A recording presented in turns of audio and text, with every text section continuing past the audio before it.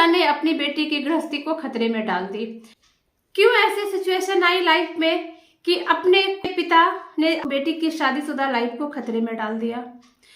ऐसा क्या हुआ कि आज ये महिला इतनी परेशान हो चुकी है, इन्हें समझ में ही नहीं आ रहा कि किस तरीके से इस दलदल से बाहर आए, जहां पे इस दलदल में खुद इनके सगे पिता ने इन्हें ढकेला है। इस पूरे पीएलआर को 3 पार्ट में समझने की कोशिश करेंगे। पहला, क्यों एक पिता खुद अपनी बेटी की गृहस्थी के दुश्मन बन गए, क्यों एक पति अपनी पत्नी के लिए इतने रुखे हैं, और ये जो क्लाइंट्स मेरे पास आते हैं इनका मेरे साथ पूर्व जन्म का क्या रिश्ता है। जो भी क्लाइंट मुझसे किसी भी रूप में कनेक्ट होते हैं उनका मेरे साथ कोई ना कोई रिश्ता तो जरूर होता है, लेकिन सबके साथ जान पाना पॉसिबल नहीं होता है।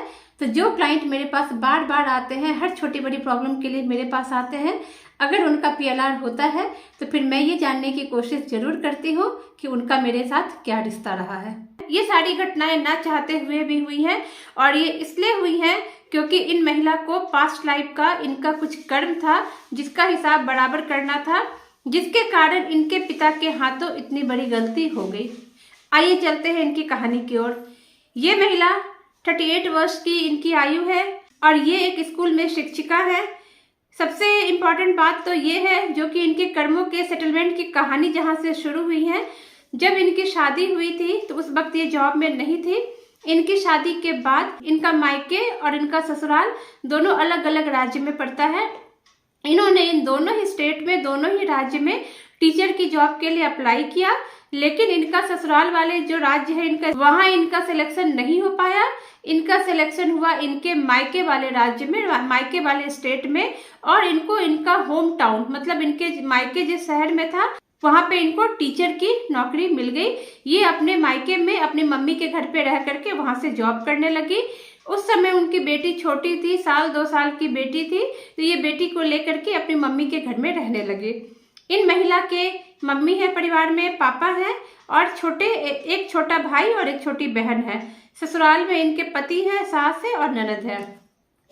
अब इनकी कहानी ऐसे शुरू होती है कि ये बेटी को लेके मायके में रहने लगी। इनके जो पिता हैं वो रिटायर हो चुके हैं और वो बहुत ज्यादा कर्जे में डूबे थे। इनका कहना है कि पिता जब जॉब में थे तो उन्होंने कुछ बहुत ही गलत फैसले लिए, बहुत ही गलत डिसीजन लिए, जिनकी वजह से उनको लाखों का नुकसान हो गया और वो बुरी तरीके से कर्ज में डूब गए। इसके बाद जब ये टीचर की जॉब इनको मिली तो ये अपने मायके में रह के कर रही थी, तो इन्होंने अपने पिता को आर्थिक रूप से सपोर्ट करना शुरू कर दिया। मतलब कि इनकी सैलरी का मैक्सिमम भाग ये अपने मायके में खर्च करने लग गई। मायके के खर्च में इनका जाने लगा क्योंकि इनके पिता बुरी तरीके से कर्ज में डूब गए थे, रिटायर्ड थे और नौकरी तो थी ही नहीं, पेंशन वगैरह की भी व्यवस्था नहीं थी। इधर उधर से कहीं कहीं से छोटे मोटे काम करके तो छोटे मोटे पैसे वो ले आते थे, लेकिन इनकी सैलरी का मैक्सिमम पार्ट इनके घर में खर्च होने लगा। इनकी छोटी बहन बचपन से ही बहुत बीमार रहती थी, बहुत ही बीमार रहती थी। बहन का इलाज भी ये अपने पैसे से ही करवा रही थी। ये आप हर एक बात पे गौर कीजिएगा कि बहन के पीछे भी ये पैसे खर्च कर रही है, ये भाई के पीछे भी पैसे खर्च कर रही है। आगे की लाइफ में आप देखते जाएंगे कि किस तरीके से हर एक इंसान के साथ ये अपने कार्मिक अकाउंट को सेटल कर रही थी। हुआ ये कि जब इनकी नौकरी लगी, ये बेटी को लेके मायके में रहने लगी, तो पति इनके शुरू में उन्होंने ज्यादा बंदिशें इनके ऊपर नहीं लगाई, उन्होंने इन्हें रहने दिया। हालांकि जैसा कि ये बताती है कि इनके जो पति है थोड़े से डोमिनेटिंग भी है और थोड़ा सा डिफरेंट नेचर के भी है। जैसे कि ये पति पत्नी को भी, पति पत्नी रहते हुए भी बहुत ज्यादा आपस में साथ बिताने का समय नहीं मिलता। अब तो सिचुएशन अलग हो गई थी कि ये अपने मायके में रह रही थी, लेकिन इनका कहना था कि जब ये अपने ससुराल जाती भी थी तो वहां के अरेंजमेंट कुछ ऐसे होते थे कि ये पति पत्नी को आपस में बात करने का समय ही नहीं मिल पाता था। तो इनके रिश्ते में बहुत सारी बंदिशें आ गई थी और खुद इनके हस्बैंड उतना इंटरेस्ट नहीं लेते थे कि वो पत्नी के साथ बैठ के बात करे। सबसे इम्पोर्टेंट पार्ट ये था, और वो बहुत ज्यादा डोमिनेट भी करते थे। लेकिन कुछ चीजें जब मैंने इनसे पूछा कि अगर वो डोमिनेट करते तो वो आपको मायके में क्यों लाने के लिए मायके में रहने के लिए क्यों भेज देते, और भी अलग अलग चीजें, तो महिला ने उसके भी कुछ रीजन बताए जो कि मुझे वैलिड लगे। हस्बैंड जो है वो बहुत ही ज्यादा मेंटल प्रेशर डाल रहा है। जैसे कि पत्नी है तो पत्नी को पत्नी की तरह ट्रीट नहीं करना, मेंटल प्रेशर डालना। और कहानी सबसे ज्यादा वर्स्ट तब हो गई, इनकी कहानी उस समय तक भी ठीक थी, इनके जॉब लगने तक भी ठीक थी, जॉब लगने के कुछ समय बाद तक भी मैनेजेबल थी। लेकिन सबसे ज्यादा दिक्कत तब आ गई जब इनके पिता ने इनसे कहा कि इनके शहर में कुछ जमीन है वो कम रेट पे मिल रही है, बहुत ही रीजनेबल रेट है। तो इन्होंने अपनी बेटी से कहा कि तुम अपने हस्बैंड से 5 लाख रुपए ले लो ताकि मैं उस जमीन का पेमेंट करके तुम्हारे नाम पे करवा दूं। इन्होंने कहा ठीक है। इन्होंने अपने हस्बैंड से 5 लाख रुपए मंगा लिए, हस्बैंड ने दे भी दिए जमीन खरीदने के लिए। लेकिन इन्होंने वो 5 लाख रुपए अपने पिता को दे दिए ताकि वो फर्दर जमीन का काम पूरा कर सके। लेकिन जैसा कि मैंने बताया कि फादर बुरी तरीके से कर्ज में डूबे हुए थे, तो उन्होंने क्या किया, उन्होंने सोचा कि मैं इन पैसों से अभी अपना कर्ज चुका देता हूँ और बाद में जब पैसे आएंगे तो मैं इसके लिए जमीन खरीदूंगा। तो उन्होंने वो सारे पैसे उधर लगा दिए। इनका जमीन नहीं मिल पाया। बेटी ने, अब तो बेटी की हालत खराब हो गई क्योंकि पति पूछेंगे तो क्या जवाब देंगे। और ऑब्वियसली कुछ दिनों के बाद पति ने पूछना शुरू किया कि क्या तुमने जमीन ले ली, जमीन रजिस्ट्री करा ली, पेपर्स भेजो। अब तो ये हस्बैंड को ये बोल भी नहीं पा रही थी, ये किस मुंह से बोलती कि पिता ने वो पैसे खर्च कर दिए। ये धीरे धीरे करके बात टालने लगी। साल, 2 साल, 3 साल निकल गए। उसके बाद हस्बैंड थोड़े सख्त हो गए। हस्बैंड को लगने लगा कि पैसे की कुछ धांधली हो गई है, पैसे कुछ इधर उधर चले गए हैं या इन्होंने खर्च कर दिया है। हस्बैंड ने कई बार पूछा। उसके बाद एक दिन हस्बैंड बहुत गुस्सा हो गए और उन्होंने कहा कि तुम्हें बताना पड़ेगा कि जमीन के पैसे कहाँ गए, जमीन क्यों नहीं खरीदाया अभी तक, और खरीदाया है तो मुझे पेपर दो। इनके बीच में काफी सारी प्रॉब्लम होने लगी। ये बुरी तरीके से फंस चुकी थी क्योंकि ये उनको वो भी नहीं बता पा रही थी कि पैसे पिता ने ले लिए हैं। इसी बीच इनके ससुराल जाना हुआ, तो वहां पे ससुराल वालों ने बहुत ज्यादा इनसे क्वेश्चन किए, सवाल पूछे और इन लोगों ने, इनकी सास ने भी बोला कि अब तुम डिवोर्स दे दो क्योंकि तुम तो यहाँ रह नहीं रही हो, तुम अपने मायके में रह रही हो, तुम्हें डिवोर्स देना ही होगा। तो किसी तरीके से उन्होंने वहां पे बात संभाला। वो 2-4 दिन के लिए गई थी, उस वक्त तो उन्होंने नहीं दिया। उसके बाद इनकी सास ने इनकी बेटी को रख लिया। बेटी उस समय 4-5 साल की हो चुकी थी। धीरे धीरे घटना आगे बढ़ती जा रही, मैं वैसे आपको बताती जा रही हूँ। तो सास ने इनकी बेटी को रख लिया, कहा कि बेटी को यहाँ रहने दो, अगर बेटी को लेके जाओगी तो फिर तुम्हें डिवोर्स देना ही पड़ेगा। तो इन्होंने अपनी बेटी को अपने पति और सास के पास छोड़ दिया और ये वापस से अपने शहर आ गई, मतलब जॉब जहाँ इनकी थी मम्मी के घर ही आ गई। अभी तक तो कम से कम इनकी बेटी इनके साथ थी, अब तो बेटी भी नहीं रही। उस बेटी भी ससुराल वालों के पास रहेगी, इन्होंने छोड़ दिया। धीरे धीरे करके समय बीतने लगा और कुछ समय बीता और हस्बैंड लगातार पैसे के लिए क्वेरी करते रहे और हस्बैंड बहुत ज्यादा गुस्साने भी लग गए थे, बार बार डिवोर्स की धमकी। एक दिन इनका मेरे पास कॉल आता है और ये कहती है कि मैम हस्बैंड अभी आधे घंटे में कॉल करने वाले हैं और वो डिवोर्स के बारे में बातें करने वाले हैं, कैसे भी करके आप ये सिचुएशन संभाल लीजिए। यहाँ पर मैं एक बात और बता दूं कि ये काफी दिनों से मेरे कांटेक्ट में है। इनकी छोटी बहन की, जो मैंने बताया कि तबीयत सही नहीं रहती है, कई जगह उनका ट्रीटमेंट कराया था बट वो सही नहीं हो पा रही थी। फिर उन्होंने अपनी बहन को मुझसे हीलिंग कराई थी, जिससे इनकी बहन की सिचुएशन बहुत बेटर हुई थी, बहुत ही अच्छी हुई थी। मैं उनके क्लिपिंग्स में डालूंगी, लास्ट में आप देख सकते हैं। तो इस वजह से ये लगातार मेरे कांटेक्ट में थी और जब इन्होंने मुझे कॉल किया था कि हस्बैंड आधे घंटे में कॉल करने वाले हैं, ऐसी ऐसी बातें हैं, उस वक्त इनकी बहन की हीलिंग चल ही रही थी। तो मैंने उसी वक्त कहा कि इतनी जल्दी तो बहुत मुश्किल है, आप आधे घंटे में बोल रहे हो, लेकिन मैं कोशिश करती हूँ।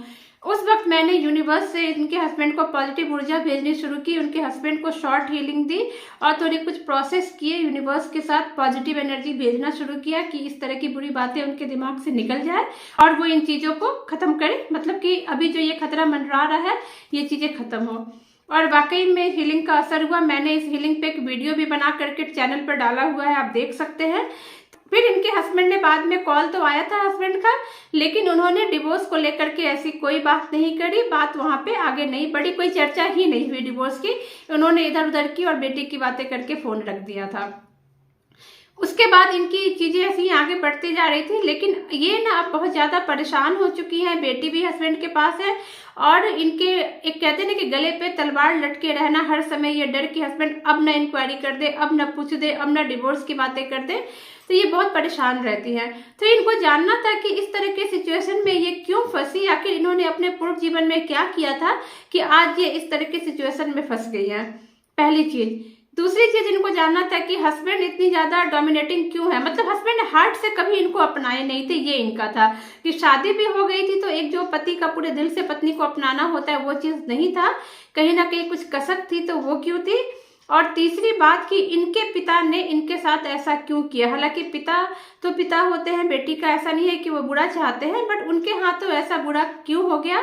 पिता ऐसी मजबूरी में आ गए कि उन्होंने बेटी के पैसे लगा दिए, क्योंकि बेटी और दामाद के पैसे तो कोई लेता नहीं है, कोई भी नहीं लेता, तो आखिर ऐसा ये सिचुएशन क्यों बनी कि पिता को बेटी का और दामाद के पैसे लेने पड़े और इस तरीके से बेटी की गृहस्थी खतरे में पड़ गई। आज अगर वो पैसे की बात नहीं होती तो इनके ऊपर वो खतरा नहीं बन रहा था, और ये पैसे लौटा भी नहीं पा रहे अपने पति को, क्योंकि इनके खुद की जो कमाई है वो तो इनके घर में मायके के खर्च में चली जाती है, तो ये पैसे लाए कहाँ से लाए, और पिता भी जमा नहीं कर पा रहे हैं कि दामाद को पैसे लौटाए। तो आखिर पिता के हाथों से इतना बड़ा अपराध क्यों हो गया कि अपनी ही बेटी की गृहस्थी को उन्होंने खतरे में डाल दी। इन सारे इश्यूज को लेकर के पीएलआर शुरू हुआ। जब इनका पीएलआर हुआ तो पीएलआर के पहले सीन में ये अपने आप को देखती हैं कि इनके पैरों के नीचे में घास है और इन्होंने ये राजस्थानी कपड़ों में पहनी हुई है, इन्होंने जूती पहन रखी है, ये एक पुरुष है और इनकी जो आयु है वो 35 वर्ष के आसपास है, ये बता रही है। और अपना नाम जानने की कोशिश करें, क्या नाम है आपका? माधव। माधव, ओके। हाँ, और ये जगह कौन सी है? राजस्थान। राजस्थान, ओके। राजस्थान का कौन सा शहर है, पता है, पता चल रहा है? ओके, बीकानेर। बीकानेर, ओके। क्या पहना हुआ है आपने? राजस्थानी कपड़ा है। राजस्थानी कपड़े पहने हैं। मेल के रूप में है या फीमेल के रूप में है? मेल के रूप मेल है, ओके। में जूती टाइप। जूती पहनी है। इनका कहना है कि ये खड़े होकर अपने खेतों को देख रही हैं। ये पुरुष है, मेल है, और इनका नाम माधव है, ये अपना नाम माधव बताती हैं। और ये कह रही है कि खेत में बहुत सारी लेडीज काम कर रही हैं, जेंट्स भी हैं, पुरुष भी हैं, बट लेडीज बहुत सारी हैं और वो काम कर रहे हैं, वो सब मजदूर हैं। इन्होंने कहा कि वो सब मुझसे बहुत डरते हैं, मजदूर बहुत डरते हैं। तो मैंने कहा कि क्यों डरते हैं मजदूर? तो इनका कहना था कि मुझे अपना सारा काम बिल्कुल समय पे करवाना है, इसलिए वो डरते हैं। और मजदूर आपसे डरते हैं या अच्छे से रहते हैं? डरते हैं मजदूर आपसे डरते हैं, क्यों डरते हैं मजदूर आपसे?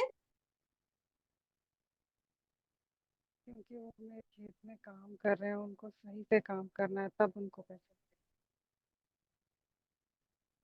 अच्छा, आप उनसे बिल्कुल टाइम पे काम करवाती हैं इसीलिए? ओके। आप उनके पैसे भी काटती हैं? मुझे अपना काम सही चाहिए बस। भी कुछ कुछ चीजें इन्होंने बताई कि ये थोड़ी सी स्ट्रिक्ट भी है, इस वजह से भी मजदूर डरते हैं।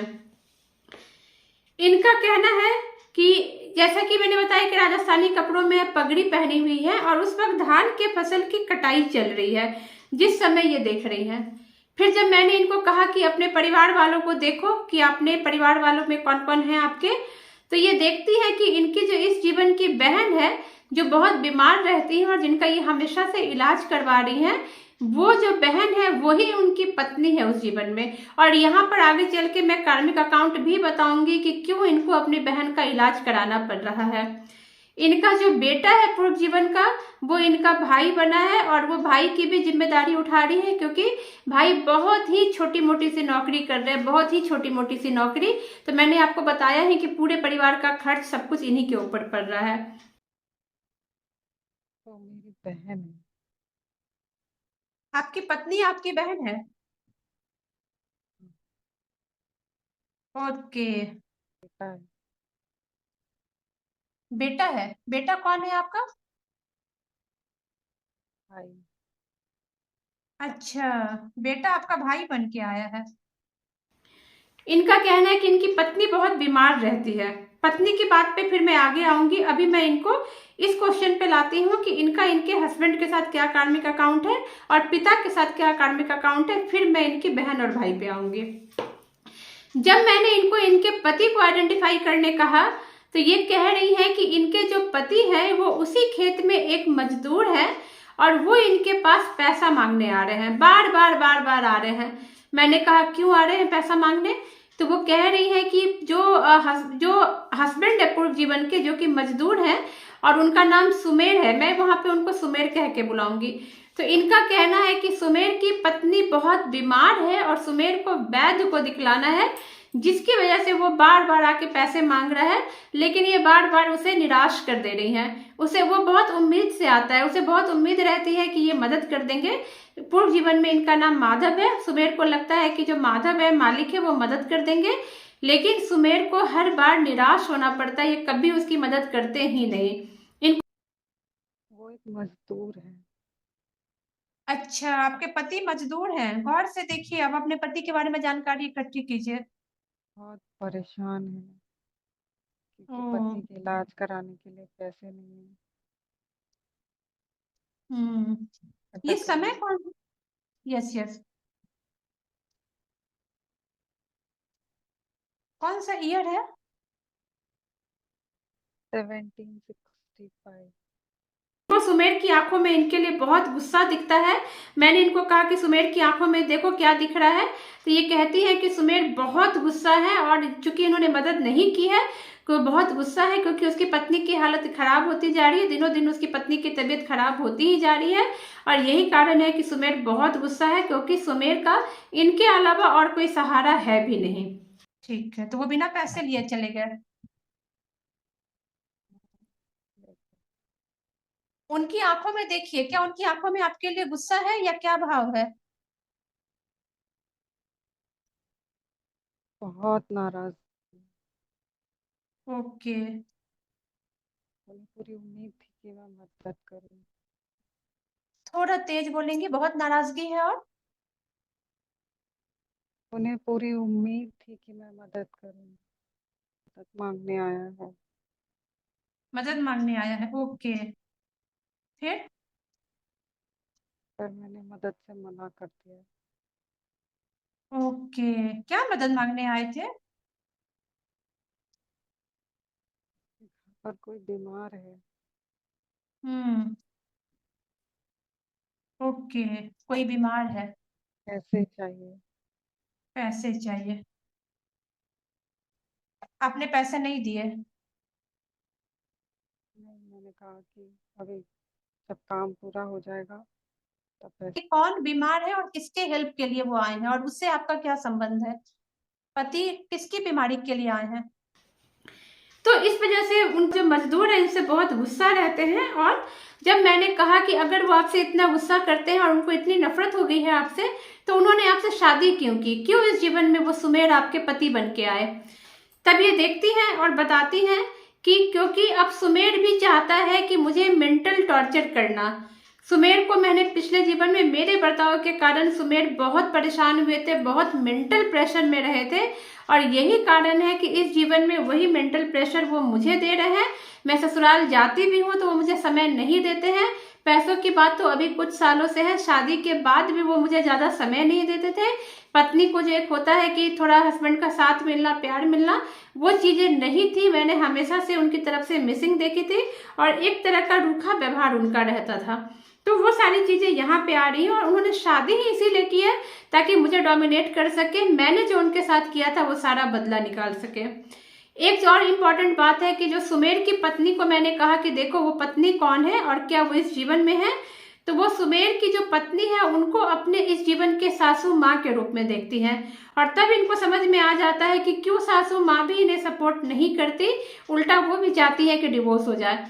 मतलब सुमेर और सुमेर की मदर, जो कि पूर्व जीवन में पति पत्नी है, दोनों ही मिल करके ये चीजें इनको परेशान करके रखे हैं। अपनी पत्नी के लिए उनको मैंने मदद नहीं की। इस वजह से वो बहुत नाराज हैं क्योंकि उनकी पत्नी की तबीयत बहुत खराब थी और वो हम्म। चाहते थे कि वैद्य के पास क्या हो ले गया? जाए। वैद्य के पास उनको जाना है और उनकी पत्नी का इलाज कराना है। और हम्म। इसके पहले भी वो आए थे मेरे पास इसके लिए। पत्नी, हाँ बोलिए बोलिए। और वो पत्नी मेरी सासू माँ है। पत्नी आपकी सासू माँ है। अब यहाँ पे आपको लगेगा कि जो पत्नी है वो माँ कैसे बन गई। डेफिनेटली बन सकती है, क्योंकि सोल अपना रोल प्ले करती है। सोल जो होती है वो शरीर और इन सब चीजों से बहुत ऊपर होती है। और पत्नी का तो वैसे भी कहा जाता है कि ममता वाला रूप होता ही है। अगर पत्नी सही है तो अपने पति के लिए ममता वाला रूप होता ही है। और यहाँ पे इनको सबक सिखाने के लिए इनके सोल को जो भी रोल मिला उन्होंने वो सिलेक्ट किया, प्रॉपर प्लानिंग की। उसके बाद पति का तो क्लियर हो गया कि पति का व्यवहार क्यों रूखा है। आगे मैं कुछ और भी खुलासे करूंगी इनको। अब इनके पिता पे आते हैं। इनके पिता ने इनके साथ ऐसा कैसे कर दिया। पिता चाहते नहीं थे कि बेटी का घर बर्बाद हो, बिल्कुल नहीं चाहते थे, लेकिन पिता ने कैसे ऐसा कर दिया। फ्रेंड्स, बहुत ही अमेजिंग बात है। हम किसी के साथ बहुत मिसबिहेव कर देते हैं ये सोच के कि वो हमारा लगता ही कौन है, लेकिन वही जो हमारा कुछ नहीं लगता अगले जीवन में हमारा बहुत सगा बन के हमारा सब कुछ छीन लेता है। इनके जो पिता हैं वो भी पूर्व जीवन में इनके एक मजदूर हैं, और वो मजदूर ने इन पे बहुत भरोसा किया था। इनके पिता पूर्व जीवन में इन पे बहुत भरोसा किए थे। वो एक मजदूर थे, उनको अपनी बेटी की शादी करनी थी। और उन्होंने क्या किया था, उस वक्त बैंक के सिस्टम हुआ नहीं करते थे, या हर लोग उतना एक्सेस नहीं करते थे बैंक को, तो उन्होंने थोड़े थोड़े पैसे इनके पास जमा करने शुरू कर दिए थे। ये जो माधव है इनके पास रुपए जमा करने शुरू कर दिए थे और कहा था कि जब मेरी बेटी की शादी तय हो जाएगी तो मैं आपसे पैसे ले लूंगा, आपके पास ये सुरक्षित रहेगा। उस मजदूर ने इन लड़की पर यानी कि पूर्व जीवन के माधव पे बहुत भरोसा करके अपने सारे पैसे इनको दिए थे। लेकिन जब उन्होंने अपनी बेटी की शादी तय की और माधव के पास पैसे मांगने आए तो माधव ने वो पैसे देने से बिल्कुल मना कर दिया। मैंने बोला आपने क्यों मना कर दिए। उन्होंने कितने जोड़ जोड़ के पैसे इकट्ठा किए थे अपनी बेटी के लिए। तो इन्होंने कहा था कि वो सही से काम नहीं करता था, मुझे लगा कि उसको पैसे नहीं देने चाहिए, उसकी वजह से मेरा नुकसान हो गया था। छोटा मोटा कुछ नुकसान हुआ होगा या पता नहीं, इनके नियत में खोट आ गई थी और इन्होंने पिता के पैसे नहीं दिए, यानी कि उस जीवन के मजदूर के पैसे नहीं लौटाए थे, जिसके कारण मजदूर की बेटी की शादी टूट गई थी। आपके इस जीवन के पिता आपके कौन थे उस जीवन में कि आपको उनके लिए इतना कष्ट लेना पड़ रहा है। पिता कौन थे, पहचानिए अपने पिता को। पापा भी मजदूर हैं आपके। ओके। तो आपको पिता के लिए इतना संघर्ष क्यों करना पड़ रहा है। वो मेरे पास आए हैं और मुझसे कह रहे हैं कि हम्म। मेरी बेटी की शादी के लिए मुझे पैसे इकट्ठा करने हैं, तो ये पैसे हम्म। आप रखिए और जब मेरी बेटी की शादी होगी तो मैं आपसे ये पैसे ले लूंगा। हम्म। हम्म। फिर। उनकी बेटी की शादी के समय मैंने वो पैसे उन्हें नहीं दिए, ओहो। क्योंकि मुझे ठीक लगता था वो है। ढंग से काम नहीं करता है। क्या काम नहीं करता है। ढंग से काम नहीं करते हैं, मेरा लॉस करवाते हैं। तो वो जो मजदूर है यानी कि इस जीवन के जो इनके पिता है वो भी इनसे बहुत गुस्सा थे, बहुत नाराज थे, बहुत ही ज्यादा नाराज थे, क्योंकि उनकी बेटी की शादी टूट गई। उनके पास पैसे बचे ही नहीं कि वो बेटी की शादी करवा पाए। तो ये चीजें इनका पिता के साथ कार्मिक अकाउंट निकला। उसके बाद मैंने इससे पूछा कि अब आप ये देखिए कि ये जो पिता और पति के बीच में पैसों के लेन देन को लेके आप फंस गई हैं, इसका क्या कारण है। तब ये देखती है और ये कहती है कि सुमेर जो है वो अपनी पत्नी की बीमारी के लिए बार बार पैसे मांगने आते हैं, लेकिन मैंने नहीं दिया। एक दिन परेशान होकर के वो इतना गिड़गिड़ाया कि मैंने अपने पिता के पैसे जो उन्होंने जमा कराए थे इनके पास, उसी में से कुछ हिस्सा निकाल करके सुमेर को दे दिया। वही पैसे मैंने सुमेर को दिए जिसे सुमेर ने अपनी पत्नी का इलाज कराया। बहुत पैसे मैंने नहीं दिए थे, बट इन्हीं के पैसे निकाल के मैंने दे दिए थे। तो मुझे उनके पैसे नहीं देने चाहिए थे, मुझे अपने पैसे देने चाहिए। ये बात ये स्वीकार कर रही है पीएलआर में। जो बेटी के पैसे थे शादी के लिए दिए थे, उसमें हम्म। से कुछ पैसा मैंने इनकी पत्नी के इलाज के लिए इनको दिया था एक ओके।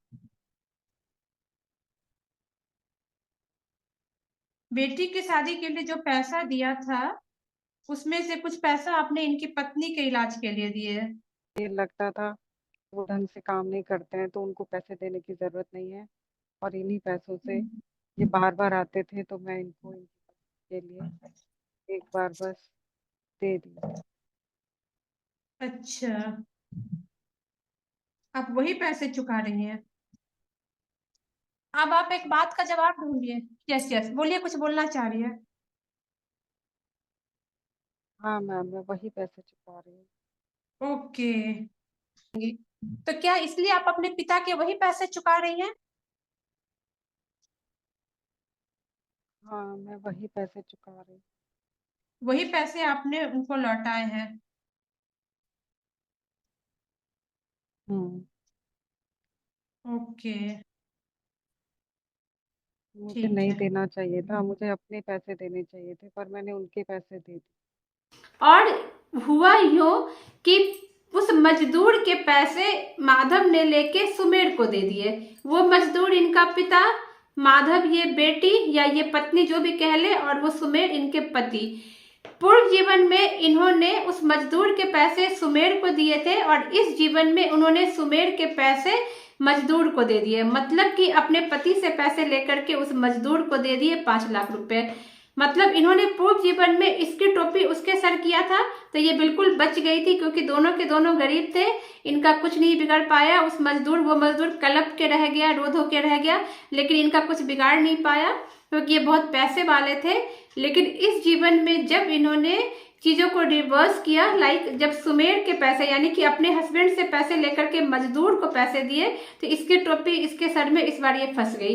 और इनफैक्ट अगर पूर्व जीवन के ख्याल से देखा जाए तो इन्होंने अपने पिता को जो 5 लाख रुपए दिए थे कर्ज चुकाने के लिए, वो उनके पिता के ही पैसे थे, पूर्व जीवन के पैसे थे। पूर्व जीवन में अपने पिता के पैसे लेकर के अपने पति को दिए थे, इस जीवन में इन्होंने पति के पैसे लेकर के पिता को दे दिए, और वही पैसे इनके लिए जी का जंजाल बन गया है। पिछले जीवन में तो इनका कुछ नहीं बिगड़ पाया, लेकिन इस जीवन में इनके पिता की आत्मा ने यह संकल्प लिया कि तुम्हें मैं इस जीवन में तुम्हारे साथ कुछ ऐसा करूंगा कि तुम अपने इस लेन देन जो करके तुमने मेरी बेटी की शादी नहीं होने दी थी पिछले जीवन में, तुम्हें उसका फल चुकाना पड़ेगा।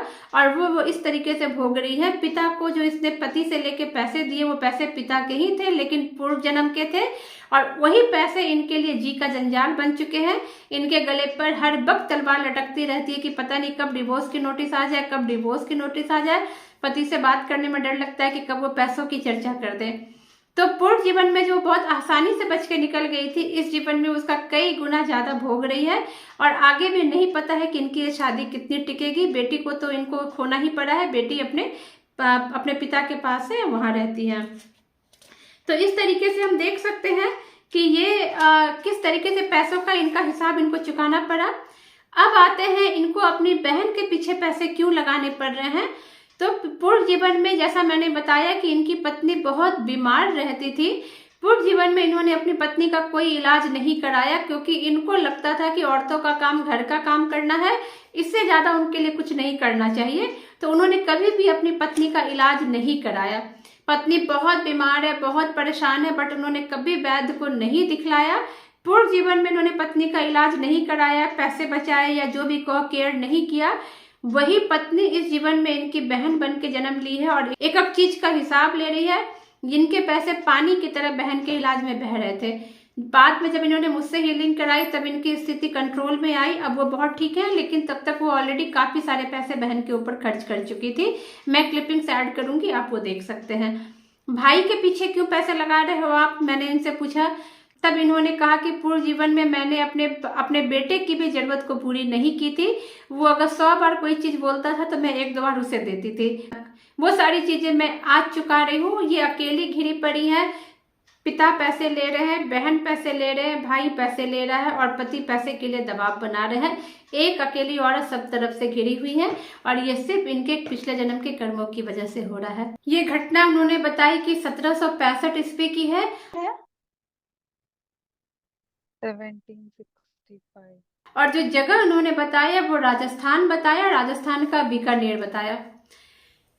तो इस तरीके से देखिए ये सब कुछ कर रही है, कर्मों का हिसाब ये चुका रही है।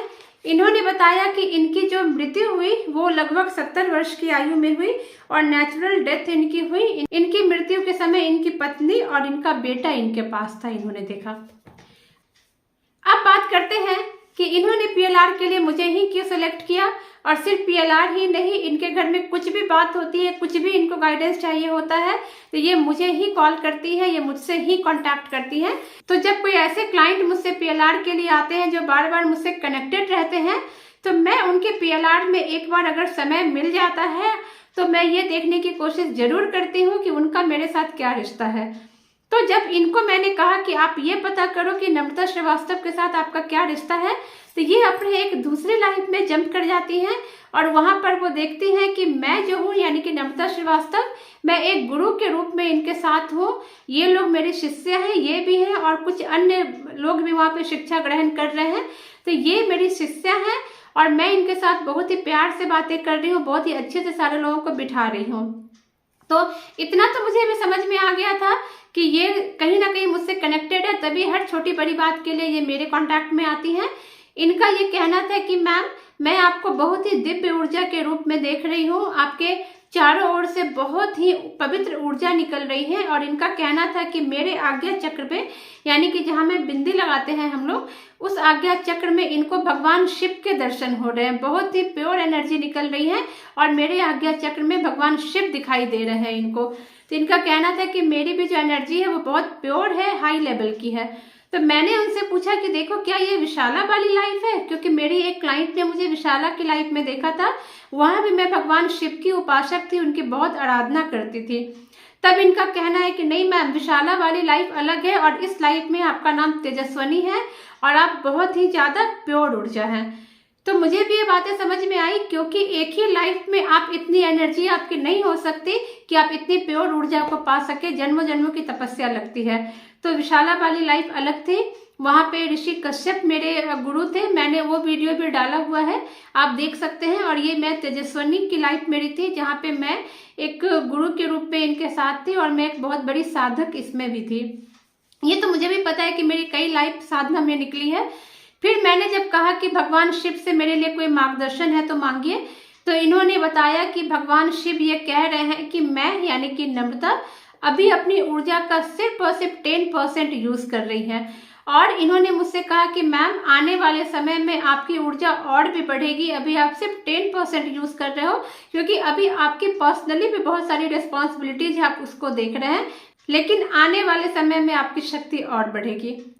मैंने भी भगवान शिव को नमस्कार किया, उनके आदेश को ग्रहण किया। उन्होंने कहा कि और भी ज्यादा कनेक्ट हो, क्योंकि अभी जितने हाई लेवल की ऊर्जा थी, अभी बस उसका 10% ही मेरे पास है, तो मुझे अपनी ऊर्जा को और बढ़ानी है। भगवान शिव का ये गाइडेंस भी मैंने पूरे दिल से स्वीकार किया।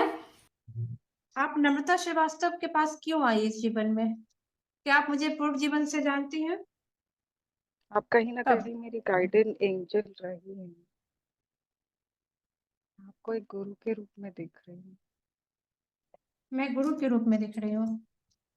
हाँ, ओके। आपने कैसी मुझे गुरु, पूर्व मतलब? जीवन, अच्छा। गुरु शिष्य परंपरा में एक, जैसे गुरु शिष्य का होता है, जीवन में हमेशा आपने मेरा ध्यान रखा है, गाइड किया। अच्छा, पूर्व जीवन में नम्रता आपकी गुरु है। नम्रता मेल है या फीमेल है? आप मेल में ही दिखाई दे रही हैं। फीमेल हूं मैं। क्या नाम है मेरा? तेजस्विनी। क्या नाम है? तेजस्विनी। तेजस्विनी मेरा नाम है। ओके। आप मेरे और शिष्य आपके हैं? पूरे चेहरे पर तेज है और एक सफेद बिंदी दिखाई दे रही है जहाँ से ऊर्जा निकल रही है। ओके। और मैं किनकी भक्ति करती हूँ? आप भगवान शिव की ही भक्ति करते हैं और शिव ओके। दिखाई दे रहा है आपके आज्ञा चक्र। अच्छा, भगवान शिव दिखाई दे रहा है। शिव तत्व दिखाई दे रहा है। ओके। और आप मेरे शिष्य हैं। क्या मेरा नाम विशाला भी है या विशाला की लाइफ अलग है? मैं आपको तेजस्विनी के रूप में जानती ओके, ओके। तो भगवान शिव ने मुझे आपके पास भेजा है ना? हाँ, उन्होंने ही भेजा है और माँ ने ही भेजा है। ओके। बहुत ही स्नेह भरा संबंध रहा है। जोर से बोलेंगे, नहीं समझ पाई मैं क्या? बहुत स्नेह भरा संबंध रहा है। मेरा और आपका? हाँ। ओके, तो आप इसका मतलब आप भी गुरुकुल में कभी रही हैं? हाँ, उस समय आप हमको बिठाकर शिक्षा दे हम्म, रही हैं, समझा रही हैं और बहुत हम्म, प्रेम से समझाती है हर चीज़। ऐसा नहीं हम्म, लगता कि आपसे डर लग रहा हो या कोई बात कहने में झिझक हो रही। हम्म। एकदम प्रेम और सारी चीजें अच्छे से मेरे समझाती गुरु है। कौन है शिव के अलावा? मार्कंडेय ऋषि क्यों आ रहे हैं मेरे? तेज बोलेंगे, कौन ऋषि आ गए? मार्कंडेय ऋषि। ओहो। मार्कंडेय ऋषि मेरे गुरु हैं। मेरी एक क्लाइंट ने मुझे विशाला के रूप में देखा था, भगवान शिव के भक्त, और मैं ऋषि कश्यप के आश्रम में थी। आप ये लगता है दूसरा लाइफ देख रही है मेरा, है ना, कि विशाला वाला ही लाइफ है? मुझे तो लगता है मैंने कोई दूसरी ही लाइफ है जहाँ पे आपने एक और तपश्चर्या वाला जीवन बिताया है। अच्छा, ये और तपस्या वाला लाइफ। हाँ, तो एक ही लाइफ में आदमी बहुत तपस्या नहीं हासिल कर ले सकता ना। हम्म। शिव भगवान से रिलेटेड लोग हैं वो आपसे जुड़े रहते हैं। ओके। समझ नहीं पाई। ये कौन सी ईस्वी है जो आप शिव भगवान और मुझे तेजस्विनी ऋषि के रूप में देख रहे हैं? कौन सी ईस्वी है ये?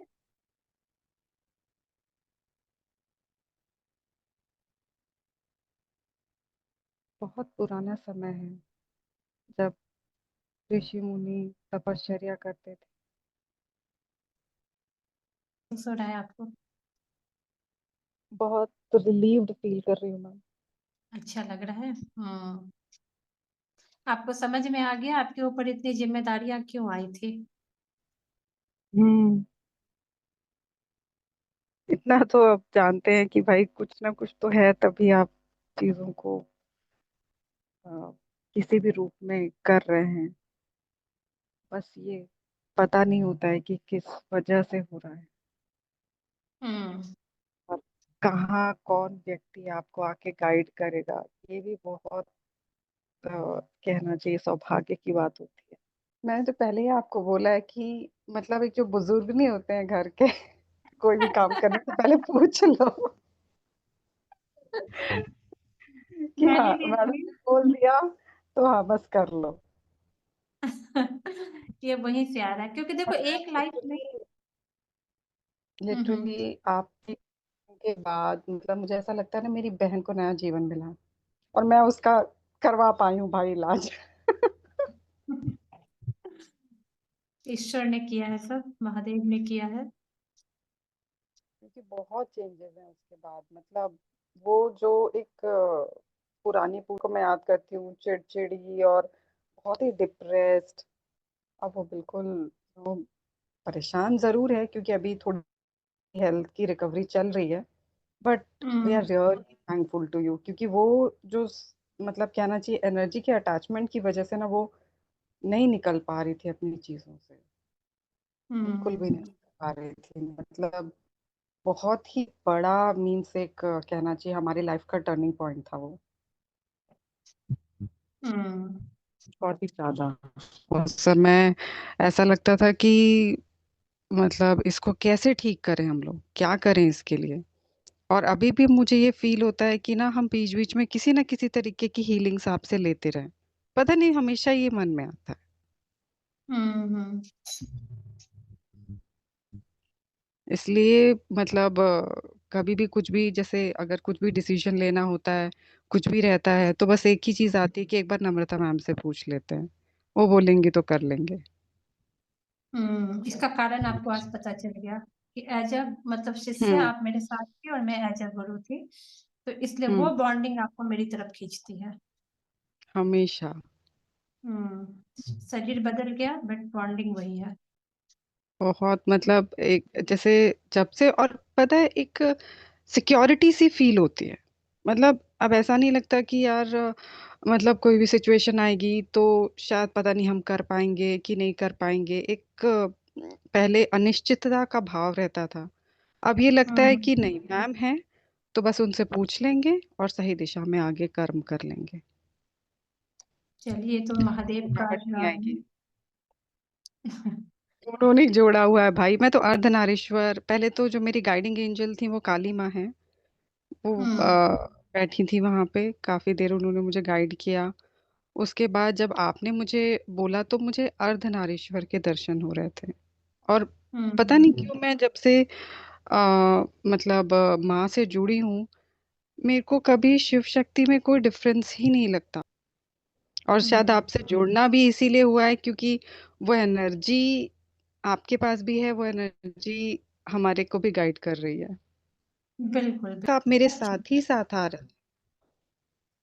ओके, तो वो लास्ट बार मैंने मतलब जैसे आपकी आवाज नहीं, आपका चेहरा भी था मेरे साथ। मतलब मैं देख रही थी ओके। आप मेरे साथ। हाँ, हाँ मतलब मैं उतना, मतलब आपका चेहरा ही मैं चेहरा दिख वो रहा कर रही थी, ध्यान कर रही थी। फिर था। मतलब आप गाइड ही कर रहे हो मेरे को, वहां पे भी मेरी दिखाई। मेरे को गाइड कर रहे हो। वो फिर जब मैं पूर्व हम्म जन्म में चली गई, तब फिर आप मुझे नहीं दिखाई हम्म दिए उस जन्म में। हम्म। बाकी टाइम आप दिख रहे थे मुझे, इट सारे मीन्स टाइम। मैं एज ए गार्डियन एंजल भी आपके साथ हूँ तभी, क्योंकि हाँ मैंने हाँ आपको भाई। गार्डियन एंजल को आपको बोला था रहने के लिए। हाँ आप, मैं मुझे ऐसा लग रहा था जैसे आप हाथ पकड़ के मुझे लेके जा रहे हो हम्म। कि चलो, तुमको ये देखना है, तुमको ये करना है, तुम आगे बढ़ो। इनको भी इनकी लाइफ के लिए गाइडेंस मिला। यहाँ पर जब मैंने इनकी एनर्जी सेटल कराई इनके हस्बैंड के साथ और इनके पिता के साथ और सारे मजदूरों के साथ, क्योंकि इनकी काफी सारे मजदूरों के साथ इनके पंगे थे, तो बाकी मजदूरों ने तो इनको फिर भी माफ कर दिया, लेकिन इनके पिता और इनके पति इनको माफ नहीं कर रहे थे। थोड़े से एफर्ट के बाद हस्बैंड के साथ इनकी एनर्जी क्लियर हुई, हस्बैंड की तरफ से पॉजिटिव सिग्नल मिले, इनको ये पता चल गया कि आने वाले लाइफ में हस्बैंड माफ भी कर देंगे और इनकी डिवोर्स नहीं होगी, ये एक अच्छा जीवन जिएंगे, ये इनको आगे का पता चला। हस्बैंड में भी एफर्ट तो लगे लेकिन अल्टीमेटली माफ किया, लेकिन इनके खुद के पिता की एनर्जी तो इनको माफ कर ही नहीं रही थी। बहुत एफर्ट लगे, बहुत एफर्ट लगे, इनकी एनर्जी को हील करने में एफर्ट भी लगे, समय भी लगा। उसके बाद वो पिता सिर्फ इनको इसलिए माफ नहीं कर रहे थे क्योंकि इनकी वजह से पूर्व जीवन में उनकी बेटी की शादी नहीं हो पाई थी, उनकी बेटी का घर नहीं बसा था, तो इनडायरेक्टली सबकॉन्शियस माइंड में उनके पिता के मन में वो रिवेंज था। तो इस जीवन में अपनी बेटी का घर तोड़ने में इन्होंने अहम भूमिका निभा दी। दामाद के पैसे इस तरीके से लिए कि अब बेटी की गृहस्थी ही खतरे में पड़ गई है। इनके पिता ने उसी बात का बदला लिया। पिता से एनर्जी क्लियर कराने में बहुत एफर्ट लगा, लेकिन लास्ट में काफी एफर्ट के बाद इनके पिता की एनर्जी ने भी इन्हें माफ किया, एनर्जी हीलिंग हुई। उसके बाद ये बहुत रिलैक्स अपने आप को महसूस की। उम्मीद है ये वीडियो जरूर पसंद आएगी। अगर पसंद आए तो वीडियो को शेयर जरूर कीजिएगा, सब्सक्राइब जरूर कीजिएगा अगर अभी तक नहीं किया है, और कमेंट बॉक्स में हर हर महादेव जरूर लिखिएगा। Thank you so much friends, thank you.